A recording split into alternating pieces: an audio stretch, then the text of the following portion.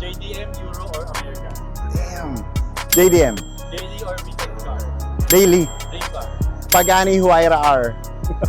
Prime lens or zoom lens? Asa prime lens tayo dyan. Prime lens. Night shoots or golden hour?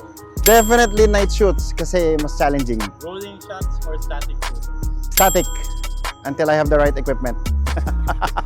Hardest car color to shoot? Definitely. 888 red or yung Ferrari red. What's one photography accessory you can't live without? It has to be my phone and my trusty Lightroom. RAW or JPEG? JPEG na, edited na para mas presentable. Biggest photography pet peeve? One, when you're editing, tapos okay na yung camera roll, you're halfway through yung mga set, and then nag-react yung kulay, sobrang exage dun sa isang kulay. So now you have to start all over looking for a proper preset para mas makuha ng maayos yung gusto mong ipalabas. What's one tip for aspiring car photographer? Well, don't be shy, just enjoy.